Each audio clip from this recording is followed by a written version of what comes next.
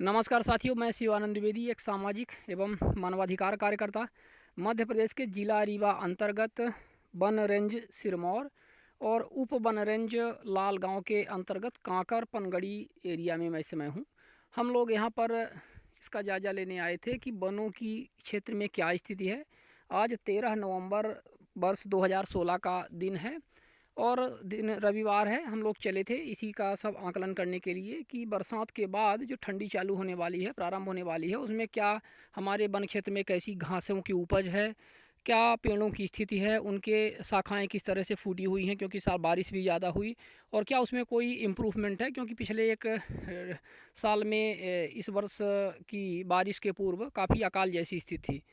तो इसी का जायज़ा लेते हुए हम एक बहुत इंपॉर्टेंट जगह पे आए हैं। मऊरनिहा नाम से ये जगह जानी जाती है। वो जो आप देख रहे हैं उधर से उस क्षेत्र से होते हुए आए गदही के एरिया है। वो कोई सतना के एक ब्राह्मण हैं जिन्होंने यहाँ पे ज़मीन खरीदी हुई है। नेवरिया गांव के कुछ लोगों से उन्होंने ज़मीन खरीदी, उनकी बाउंड्री लगी हुई, जैसा कि आप वहाँ पे देख सकते हैं यदि ज़्यादा फोकस किया जाएगा तो। और ये नाला है, मऊरनिहा नाला कहलाता है। हम एक विशेष बिंदु पर यहाँ पर कंसंट्रेट करेंगे कि जो ज़मीन का कटाव होता है तो वह कैसे हो रहा है और किस तरह से यहाँ पे पत्थर दिख रहे हैं।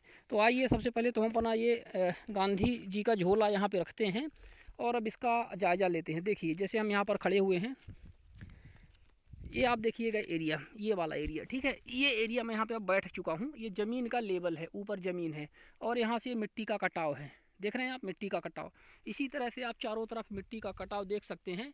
ये इस तरह से होते हुए जाते हुए वो दूर से लगभग 1 एकड़ का घेरा बना रहा है मिट्टी का कटाव। हम इस पर थोड़ा सा शोध करते हैं, रिसर्च करते हैं और इसके बारे में जायज़ा लेते हैं कि मिट्टी का ऐसा कटाव क्यों हुआ, क्या इस मिट्टी के कटाव को रोका जा सकता है। क्योंकि मिट्टी का जैसे ही कटाव हुआ तो आप देख सकते हैं कि बड़ी बड़ी यहाँ पे ये बड़ी बड़ी चट्टानें इस तरह से दिखने लगी। तमाम आपको यहाँ पे बड़ी बड़ी ऐसी चट्टानें दिखेंगी और यहाँ पे मात्र अब आपको पत्थर ही दिखेगा। अर्थात यहाँ पर आप कुछ भी नहीं कर सकते हैं, ना यहाँ पे कोई पेड़ पौधा हो सकता है, ना कुछ हो सकता है। यहाँ पे क्या हो सकता है, क्योंकि जो एक जंगली क्षेत्र में भी है इसलिए इसका उत्खनन भी संभवतः नहीं हो सकता, लेकिन यहाँ पर मात्र आपको पत्थर ही दिखेंगे, बंजर पहाड़, मात्र चट्टान ही चट्टान। तो समस्या इस बात की है कि हम नहीं चाहते कि इस तरह से हमारी आवासीय आसपास की जो ज़मीन है, जो हमारा पर्यावरण है, वो ऐसे बन पाए। हम चाहते हैं कि ये हरा भरा रहे, ये पत्थर ना दिखें, इसके ऊपर मिट्टी रहे। तो क्या इस मिट्टी के कटाव को रोका जा सकता था, क्या इसको रोका जा सकता है, इन्हीं बिंदुओं पर हम चर्चा कर रहे हैं। तो जैसा कि आप चारों तरफ से घेरा देख रहे हैं, लगभग 1 एकड़ का मिट्टी का कटाव हुआ है और इस तरह से पहले ऊपर लगभग ये मान के चलें कि 3 फीट मिट्टी थी। और ये मिट्टी का कटाव इसलिए हो रहा है क्योंकि यहाँ पर पेड़ पौधों का सख्त अभाव है। आप देख सकते हैं कि कहीं भी यहाँ पे पेड़ पौधे नहीं हैं। यहाँ की घास भी इस तरह से नहीं है कि ज़्यादा सस्टेन कर पाए जिससे मिट्टी का कटाव रोका जा सके। तो हम रीवा जिले के वन विभाग से और मध्य प्रदेश के वन विभाग से ये प्रश्न पूछना चाहते हैं कि उन्होंने इस तरह के क्षेत्रों के लिए क्या व्यवस्थाएं की हैं। क्या उन्होंने इस मिट्टी के कटाव को रोकने के लिए, जो भी दिख रही है, जो धीरे धीरे पूरी तरह से कट जाएगी और इसी तरह से पत्थर ही पत्थर तमाम हो जाएगा, तो क्या वो जानबूझ करके ऐसी स्थिति बना रहे हैं अथवा इस मिट्टी के कटाव को रोकने के लिए वो कोई सार्थक प्रयास कर रहे हैं। क्या पर्यावरण इकोसिस्टम को डेवलप करने के लिए सरकार, प्रशासन, भारत सरकार, मध्य प्रदेश सरकार, रीवा जिले के जो DFO हैं, CCF बैठे हुए हैं, इसके लिए क्या वो व्यवस्था कर रहे हैं। क्योंकि जहाँ तक मुझे उम्मीद है, यदि यहाँ पर पेड़ पौधे अच्छी तरह से डेंस लग जाएँ, यहाँ पे ऐसी घास लग जाए जिससे मिट्टी का कटाव रोका जा सके, तो निश्चित तौर पर, चलिए हम ऊपर चढ़ गए हैं, तो निश्चित तौर पर ये जो एरिया है इसके कटाव को रोका जा सकता है। लेकिन इधर कहीं भी ना एरिया रेवेन्यू फील्ड में है, तो ना ही रेवेन्यू विभाग का और मध्य प्रदेश भारत सरकार का, और यदि ये जंगल विभाग में एरिया आता है, संभवतः जंगल विभाग में ही आता है।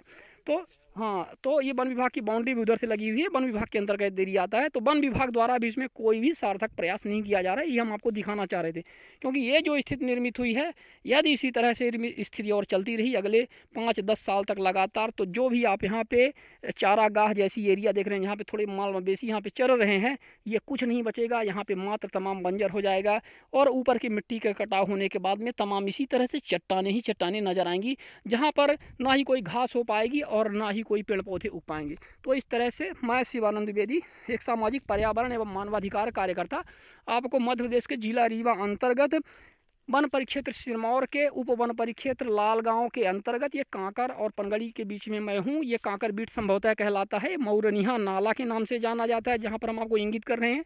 पेड़ों की घनी यहाँ पे आबादी है, पेड़ ही पेड़ है, क्योंकि यहाँ पे हरियाली ज़्यादा है। यहाँ से पानी की निकासी होती है, एक नाला कहलाता है।